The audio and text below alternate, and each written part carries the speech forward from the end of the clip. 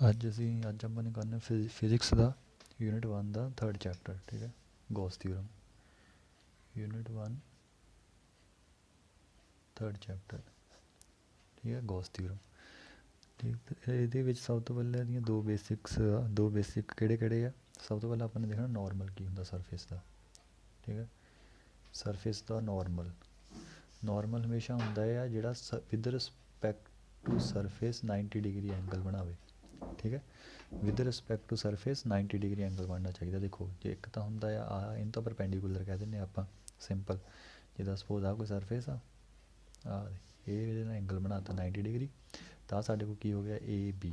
ਇਹਨੂੰ ਆਪਾਂ AB ਨੂੰ ਕੀ ਕਹਿ ਦਿੰਦੇ ਆਪਾਂ, ਪਰਪੈਂਡੀਕੂਲਰ, ਠੀਕ ਹੈ।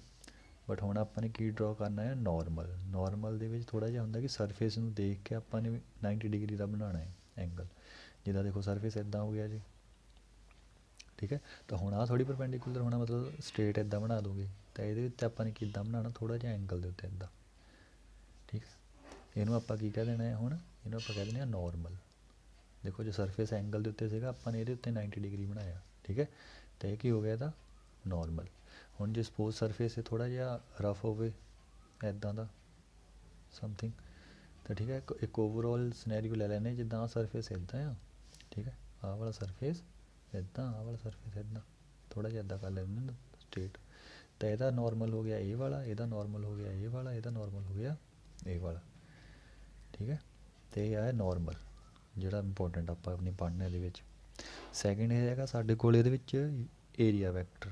ਇਹਨੂੰ ਵੀ ਯਾਦ ਰੱਖਿਓ, ਬਹੁਤ ਯੂਜ਼ ਹੋਣਾ ਹੈ ਅੱਗੇ ਵੀ।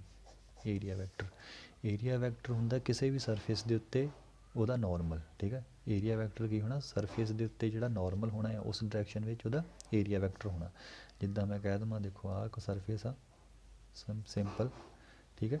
ਤਾਂ ਇਹਦਾ ਏਰੀਆ ਵੈਕਟਰ ਕਿਹੜਾ ਹੋ ਜਾਣਾ, ਜਿੱਦਾਂ ਸਰਫੇਸ ਮੈਂ ਕਹਿ ਦੇਵਾਂ S, ਤਾਂ ਉਹ ਹੋਣਾ ਹੈ ਇਹ ਸਰਫੇਸ ਦੇ 90 ਡਿਗਰੀ, ਜਾਂ ਇੱਧਰ ਨੂੰ ਜਾਂ ਇੱਧਰ ਨੂੰ, ਦੋਨੇ ਸਾਈਡ ਤੋਂ ਜਿਹੜਾ ਮਰਜ਼ੀ ਮੰਨ ਲਓ, ਠੀਕ ਹੈ। ਜਿੱਦਾਂ ਮੈਂ ਕਹਿ ਦੇਵਾਂ ਆਹ ਹੋ ਗਿਆ ਸਾਡਾ DS ਏਰੀਆ ਵੈਕਟਰ ਇਹ ਸਰਫੇਸ ਦਾ, ਜਾਂ ਫਿਰ ਇੱਧਰ ਨੂੰ DS ਇਹ ਵੀ ਏਰੀਆ ਵੈਕਟਰ, ਠੀਕ ਹੈ।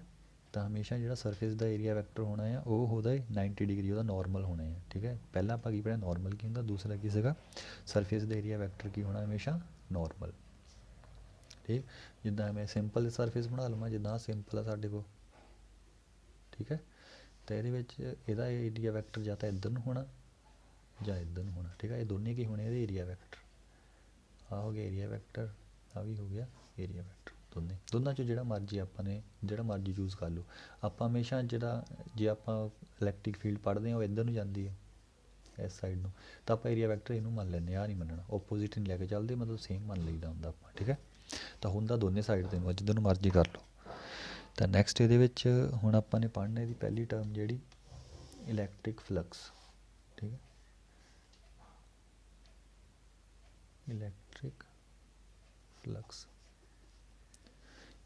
ਫਲਕਸ ਕੀ ਹੁੰਦੀ ਹੈ, ਇਲੈਕਟ੍ਰਿਕ ਫਲਕਸ ਹੁੰਦੀ ਹੈ, ਤੁਹਾਨੂੰ ਇਸ ਵਾਲਾ ਡੈਫੀਨੇਸ਼ਨ ਦੇਖ ਲਓ। Electric flux through a surface held inside an electric field represent the total number of electric lines of force crossing the surface in the direction normal to the surface। मतलब ਜਿਹੜੀ electric lines of force pass ਕਰਦੀਆਂ ਆ ਇਨ the direction of, ਮਤਲਬ surface ਦੇ area vector ਦੇ। ਜਿੱਦਾਂ ਦੇਖੋ ਇੱਥੇ ਮੈਂ ਬਣਾ ਦਿੱਤਾ ਇੱਕ ਸਰਫੇਸ, ਠੀਕ, ਇਲੈਕਟ੍ਰਿਕ ਲਾਈਨਸ ਪਾਸ ਕਰਨੀਆਂ, ਠੀਕ। ਅਤੇ ਇਹਦਾ ਏਰੀਆ ਵੈਕਟਰ ਵੀ ਕਿੱਧਰ ਨੂੰ ਹੋਣਾ, ਤੁਹਾਨੂੰ ਮੈਂ ਦੱਸਿਆ ਸੀਗਾ ਏਰੀਆ ਵੈਕਟਰ ਇਹਦਾ ਹੁੰਦਾ ਆ ਇਸ ਸਾਈਡ ਦੇ ਨੂੰ। ਤਾਂ electric lines of force pass ਕਰਦੀਆਂ in the direction of normal to the surface, ਆਹ ਵਾਲਾ। ਤਾਂ ਏਰੀਆ ਦੇ ਵੈਕਟਰ ਇਹਦੇ ਵਿੱਚ ਦੋਨੇ ਸੇਮ, ਠੀਕ ਹੈ। ਇਹ ਕੀ ਹੋਣੀ ਹੈ ਸਾਡੇ ਕੋਲ ਇਲੈਕਟ੍ਰਿਕ ਫਲਕਸ ਦਾ ਫਾਰਮੂਲਾ ਕੀ ਲਿਖੀਦਾ ਆਪਾਂ ਪਹਿਲਾਂ ਇਹਨੂੰ ਥੋੜ੍ਹਾ ਐਕਸਪਲੇਨ ਕਰ ਦਿੰਦਾ ਮੈਂ। ਦੇਖੋ ਸਿੰਪਲ ਕੋਈ ਸਰਫੇਸ ਆ ਗਿਆ ਸਾਡੇ ਕੋਲ ਇੱਦਾਂ ਦਾ, ਠੀਕ ਹੈ। ਹੁਣ ਇਹਦੇ ਵਿੱਚ ਆਪਾਂ ਨੇ ਕੀ ਕੀਤਾ, ਇਹਦਾ ਇਲੈਕਟ੍ਰਿਕ ਲਾਈਨਸ ਆਫ ਫੋਰਸ ਕਰਤੀਆਂ,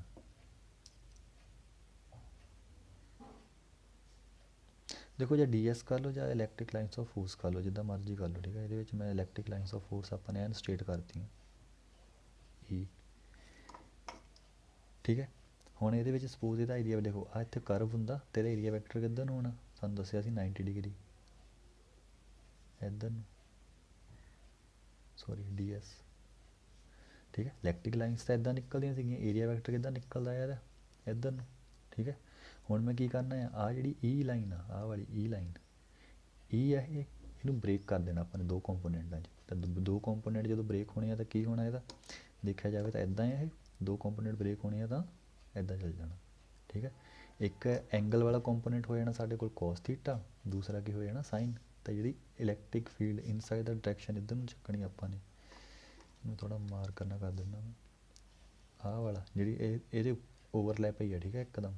ਇਹ ਕੀ ਬਣ ਜਾਣਾ ਈ cos ਥੀਟਾ, ਇੱਦਾਂ ਬਣਨਾ। ਤਾਂ ਟੋਟਲ ਇਲੈਕਟ੍ਰਿਕ ਫਲਕਸ ਨੂੰ ਆਪਾਂ ਨੋਟ ਕਰੀਦਾ ਆ ਫਾਈ ਨਾਲ। ਤਾਂ ਫਾਈ ਇਜ਼ ਇਕੁਅਲਸ ਟੂ ਕੀ ਹੋਗੀ ਸਾਡੇ ਕੋਲ, ਈ cos ਥੀਟਾ ds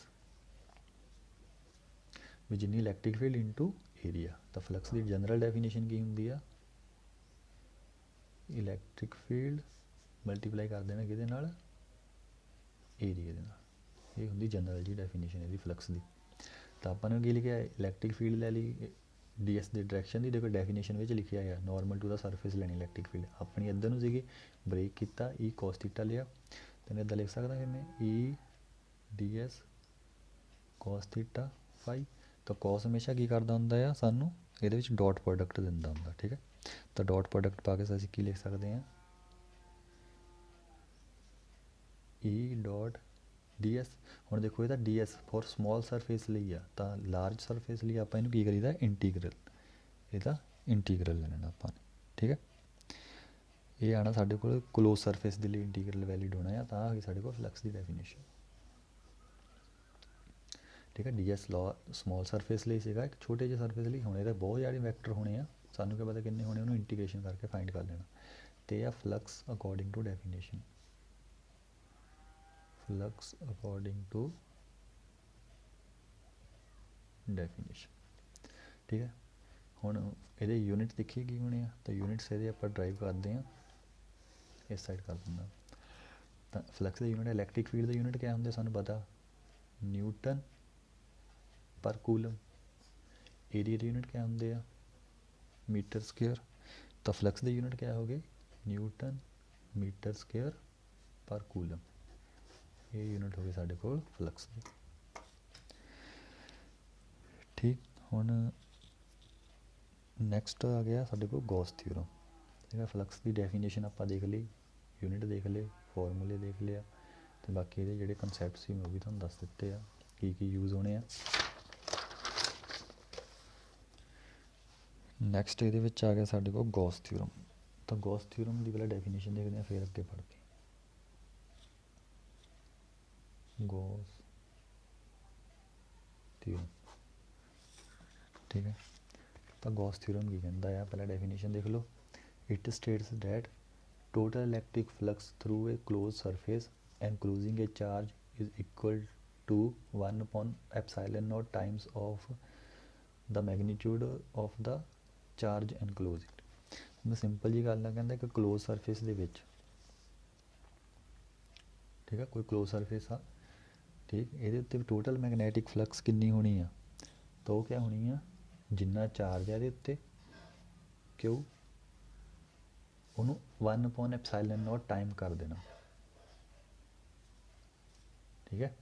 ਤਾਂ ਇਹ ਆ ਦੇਖੋ, ਕਹਿੰਦਾ ਟੋਟਲ ਇਲੈਕਟ੍ਰਿਕ ਫਲਕਸ ਹੋਣੀ ਆ ਕਿਸੇ ਵੀ ਕਲੋਜ਼ ਸਰਫੇਸ ਉੱਤੇ, ਕਿੰਨਾ, ਜਿੰਨਾ ਚਾਰਜ ਆ ਉਹਨੂੰ ਮਲਟੀਪਲਾਈ ਕਰ ਦੇਣਾ 1 upon epsilon naught।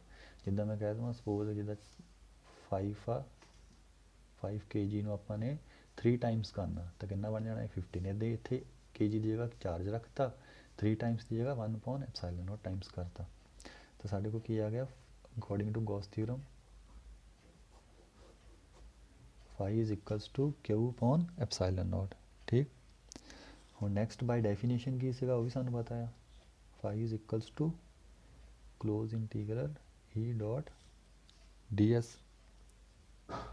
ਆ ਬਾਈ ਡੈਫੀਨੇਸ਼ਨ ਸੀ, ਆ ਬਾਈ ਗੌਸ ਥਿਊਰਮ ਆ, ਤਾਂ ਦੋਨਾਂ ਨੂੰ ਇਕੁਅਲ ਕਰ ਸਕਦੇ ਹਾਂ। ਤਾਂ ਗੌਸ ਰੂਲ ਜਿਹੜਾ ਗੌਸ ਲਾਅ ਸੀਗਾ ਉਹ ਕੀ ਬਣ ਗਿਆ,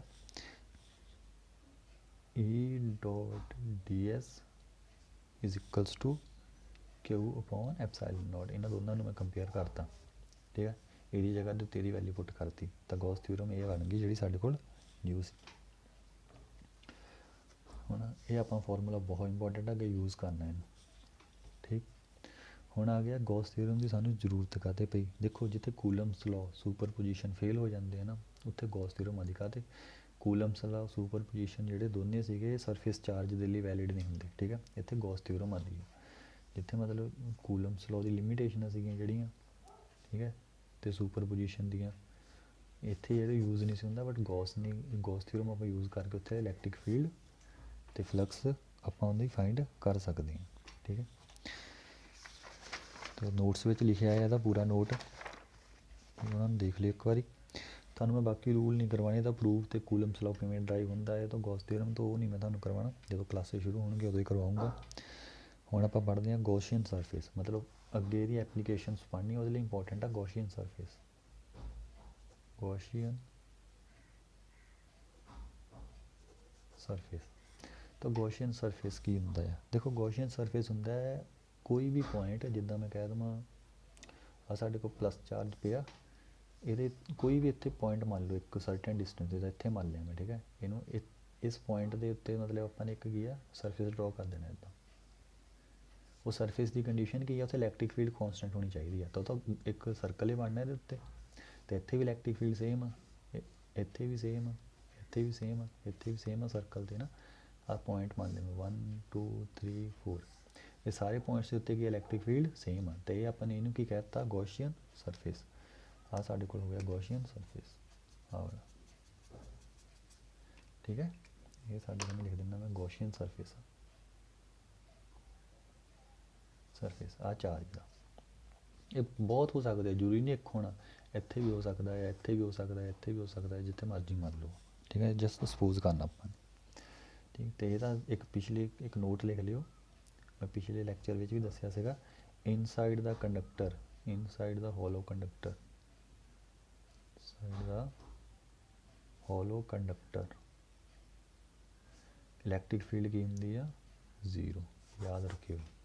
ਚਾਰਜ ਇਨਕਲੋਜ਼ ਕਿੰਨਾ ਹੁੰਦਾ 0, ਤਾਂ ਇਲੈਕਟ੍ਰਿਕ ਫੀਲਡ ਵੀ ਕਿੰਨੀ ਹੋਣੀ ਆ ਇਨਸਾਈਡ ਦਾ ਹੋਲੋ ਕੰਡਕਟਰ 0, ਠੀਕ। ਇਹਨੂੰ ਅੱਗੇ ਇਹ ਇੰਪੋਰਟੈਂਟ ਹੈ ਵੀ, ਠੀਕ ਹੈ। ਇਹਦੀ ਰੀਜ਼ਨਿੰਗ ਸਾਨੂੰ ਮੈਂ ਨੈਕਸਟ ਲੈਕਚਰ 'ਚ ਕਰਵਾਊਂਗਾ, ਹਜੇ ਨਹੀਂ ਕਰਵਾਉਣੀ, ਸਿਰਫ ਨੋਟ ਯਾਦ ਰੱਖਣਾ ਹੈ ਆਪਾਂ ਨੇ। ਹੁਣ ਇਨਸਾਈਡ ਦਾ ਹੋਲੋ ਕੰਡਕਟਰ ਮਤਲਬ ਜਿੱਦਾਂ ਆਪਾਂ ਕਹਿ ਦਈਏ ਇੱਕ ਬੋਲ ਹੁੰਦੀ ਨਾ ਪਲਾਸਟਿਕ ਦੀ, ਠੀਕ ਹੈ, ਬਾਹਰੋਂ ਸੋਲਿਡ ਹੁੰਦੀ, ਅੰਦਰੋਂ ਖਾਲੀ ਹੁੰਦੀ ਆ ਹੋਲੋ, ਤਾਂ ਇਨਸਾਈਡ ਉਹਨੂੰ ਮੈਂ ਇਲੈਕਟ੍ਰਿਕ ਫੀਲਡ ਵਿੱਚ ਰੱਖਤਾ ਜੇ ਉਹ ਕੰਡਕਟਰ ਹੋਵੇ ਤਾਂ। ਪਲਾਸਟਿਕ ਵੈਸੇ ਕੰਡਕਟਰ ਨਹੀਂ, ਇੱਕ ਜਸਟ ਐਗਜ਼ਾਮਪਲ ਲੈਣਾ ਕਿ ਉਹ ਕੰਡਕਟਰ ਹੋਵੇ, ਠੀਕ ਹੈ। ਤਾਂ ਇਨਸਾਈਡ ਉਹਦੇ ਇਨਸਾਈਡ ਇਲੈਕਟ੍ਰਿਕ ਫੀਲਡ ਕੀ ਹੋਣੀ ਇੱਥੇ 0, ਠੀਕ ਹੈ। ਆਊਟਰ ਸਰਫੇਸ 'ਤੇ ਹੋਣੀ ਜਿੰਨੀ ਵੀ ਹੋਣੀ, ਠੀਕ। ਹੁਣ ਆਪਾਂ ਇਹਦੀਆਂ ਪੜ੍ਹਦੇ ਹਾਂ ਐਪਲੀਕੇਸ਼ਨਸ। ਤਾਂ ਫਸਟ ਐਪਲੀਕੇਸ਼ਨ ਹੈਗੀ ਹੈ ਗੌਸ ਥਿਊਰਮ ਦੀ, ਟੋਟਲ 3 ਆ ਸਾਨੂੰ ਸਿਲੇਬਸ 'ਚ। ਫਸਟ ਆਪਾਂ ਹੁਣ ਕਰ ਲੈਂਦੇ ਹਾਂ, ਬਾਕੀ ਦੀਆਂ 2 ਨੈਕਸਟ ਲੈਕਚਰ 'ਚ ਕਰਨੀ ਹੈ, ਠੀਕ ਹੈ। ਤਾਂ ਫਸਟ ਐਪਲੀਕੇਸ਼ਨ ਹੈ the electric field due to a line charge, electric field due to a line charge, ਹੈ ਨਾ। ਹੁਣ ਦੇਖੋ ਕੂਲਮਸ ਲਾਅ ਤਾਂ ਇੱਥੇ ਹੋ ਨਹੀਂ ਸਕਦਾ, ਠੀਕ ਆ ਅਪਲਾਈ, ਨਾ ਸੁਪਰਵੀਜ਼ਨ ਹੋ ਸਕਦੀ ਹੈ, ਬਟ ਬਹੁਤ ਕੰਪਲੀਕੇਟਡ ਹੋ ਜਾਣੀ ਹੈ। ਅਤੇ ਇੱਥੇ ਆਪਾਂ ਹੁਣ ਕੀ ਕਰਾਂਗੇ ਇਹਨੂੰ ਬਾਏ ਗੌਸ ਥਿਊਰਮ। ਤਾਂ ਚਲੋ ਆਪਾਂ ਇਹਨੂੰ ਡਰॉ ਕਰ ਲੈਂਦੇ ਹਾਂ, ਇੱਕ ਲਾਈਨ ਚਾਰਜ ਰੱਖ ਲੈਂਦੇ ਇੱਥੇ, ਮੰਨ ਲੈਂਦੇ ਹਾਂ ਸਪੋਜ਼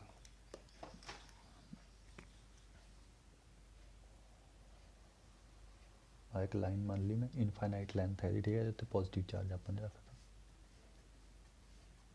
ਠੀਕ। ਤਾਂ ਇੱਕ ਪਰਟੀਕੂਲਰ ਲੈਂਥ ਮੰਨ ਲੈਂਦੇ ਆ ਇਹਦੀ, ਇੱਥੋਂ ਲੈ ਕੇ ਇਸ ਪੁਆਇੰਟ ਤੋਂ ਲੈ ਕੇ ਇਸ ਪੁਆਇੰਟ ਤੱਕ, ਠੀਕ ਹੈ। ਇਹ ਕਿੰਨੀ ਆ L, ਠੀਕ। ਹੁਣ ਦੇਖੀ ਜਾਵੇ ਤਾਂ ਇਹਦੇ ਪਲੱਸ ਆ, ਇਸ ਵਾਇਰ ਦੇ ਚਾਰੇ ਪਾਸੇ ਪਲੱਸ ਦੇ ਵਿੱਚ ਹੀ ਫੀਲਡ ਸਹੀ ਰਹਿਣੀ, ਅਤੇ ਇਹਦਾ ਗੌਸੀਅਨ ਸਰਫੇਸ ਕੀ ਹੋ ਜਾਣਾ ਇੱਕ ਸਿਲੰਡਰ,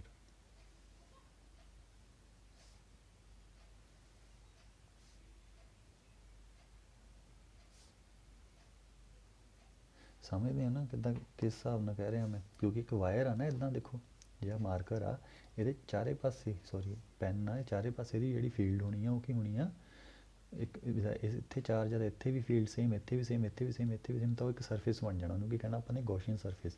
ਤਾਂ ਇੱਕ ਵਾਇਰ ਦਾ ਗੌਸੀਅਨ ਸਰਫੇਸ ਕੀ ਬਣ ਜਾਣਾ ਇੱਕ ਸਿਲੰਡਰੀਕਲ। ਅਤੇ ਇੱਥੋਂ ਮੈਂ ਇੱਕ ਲਾਈਨ ਕੱਢ ਦਿੰਦਾ, ਆਪਾਂ ਨੂੰ ਜਸਟ ਇੱਕ ਲਾਈਨ ਹੀ ਦੇਖਣੀ ਹੈ ਇਲੈਕਟ੍ਰਿਕ ਫੀਲਡ, ਠੀਕ ਆ। ਸਮੋਲ ਸਰਫੇਸ ਮੰਨ ਲੈਂਦੇ ਹਾਂ ਇਹਦਾ, टोटल सिलेंडर का सरफेस सानू नहीं पता कितना होना, बट ਇਹਦਾ स्मॉल सरफेस मान लिया कितना है ds। ठीक है, आ की है साडे कोल गॉसियन सरफेस, ठीक आ की है लेंथ ऑफ वायर आपने मान ली, ठीक है जिन्नी भी सीगी।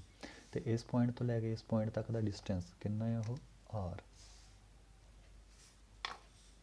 ठीक, हुण आपां फाइंड करनी है इलैक्ट्रिक फील्ड। तो अकॉर्डिंग टू डेफिनेशन की हुंदा है फाई इज इक्वल्स टू की हुंदा E इंटू एरिया, यही लिखाया सी ds मतलब एरिया वैक्टर या फिर इतने एरिया, इधर लिखे क्रॉस प्रोडक्ट नहीं है, जस्ट मल्टीप्लाई पाया है मैं ब्रैकेट च लिख देना। ठीक है, तो हुण फाई ई की वैल्यू तो इन्नी है, ई तो सारे पासे सेम आ कॉन्सटेंट आ, पर एरिया कितना हो जाना। ठीक है, एरिया ਇਹਦਾ ਇੱਥੇ कहना area of curved surface of cylinder, तो इतने अपन एरिया ਕਿਹੜਾ लगाना area of curved surface of cylinder. तो कितना होना है 2πr_l। ठीक है जी, ये साढ़े को आ गया एक रूल, इन्नी होनी है जी इतने फ्लक्स। आपने की फाइंड करनी है इलैक्ट्रिक फील्ड। हुण अकॉर्डिंग टू गॉस ये डेफिनेशन बाय डेफिनेशन सी, हुण अकॉर्डिंग टू गॉस मतलब गॉस दे स्पैलिंग शॉर्ट च लिखी जानी है। ठीक है, गॉस कहता है फाई कितना हुंदा है Q/ε0। हुण याद रखियो एक लाइन चार्ज दे लई, ठीक है एक लाइन चार्ज लई डेंसिटी कितनी हुंदी है चार्ज दी lambda is equals to Q/ε0 L, sorry ε0 नहीं L। ठीक है, कितनी हुंदी है density lambda is equal to line charge density का फॉर्मूला है वाला, ये पहले चैप्टर में हैगा बट उत्थे इन्नी बड़ी एक्सप्लेनेशन नहीं पढ़नी, सानू जस्ट फॉर्मूले का मतलब सीगा ਇਹਦਾ। ਇਹ ਕੀ ਆ लाइन चार्ज डेंसिटी। तो क्यू की वैल्यू इतने कितनी आ गई लैम्डा एल, क्यू की वैल्यू पुट कर दो लैम्डा एल ε0 आ गया साढ़े को अकॉर्डिंग टू डेफिनेशन। इनू कह दो क्वेश्चन नंबर 1, इनू कह दो क्वेश्चन नंबर 2। हुण 1 ते 2 इक्वल कर दो तो की बन गया E 2πr_l is equals to lambda L divided by ε0। ठीक है, अपने फाइंड की करनी है E की वैल्यू, तो E इज इक्वल्स टू की आ गया साढ़े को 1/2πr_l lambda L by ε0, L ना L cancel 1/2πr lambda by ε0। ये साढ़े को की आ गया लाइन चार्ज डेंसिटी, मतलब एक electric field due to line charge. इनू आप थोड़ा मोडिफाई भी कर सकते हैं किदा 1/2πε0 λ/r, तो इनू अपने 2 ना मल्टीप्लाई करता 2 ना डिवाइड करता, इतने बन गया 2, इतने बन जाना साढ़े को कितना 4। तो यह क्या होंगे 2 lambda electric field due to line charge. कई बुक्स इदा होना, कई इदा होना, कई इदा, जिदा मर्जी कर लो, इतने के भी लिख सकते हैं। यदि सानू हुण वैल्यू पता ना कितनी होंगी है स्मॉल के। ठीक है, पहले चैप्टर में करवाई सी मैं तुहानू। तो यह सीगा साडे कोल गॉस थ्योरम ते उहदी फस्ट एप्लीकेशन। ठीक है, कोई डाउट होया तो मैनूं दस दिओ, तुहानू नोट्स मेरे सेंड कर दूँगा। इनू याद रखियो, ये बहुत इंपॉर्टेंट है, 5 मार्क्स का क्वेश्चन आता है। ठीक है, या तो यदा बाय डेफिनेशन वो 3 मार्क्स की या 2 मार्क्स की, जिदा गॉस थ्योरम की होंगी 2 मार्क्स प्लस 3 मार्क्स की एक एप्लीकेशन कोई लाइन चार्ज आ सकता है तुहानू, या फिर आ सकता है सरफेस चार्ज दा वॉल्यूम वाला।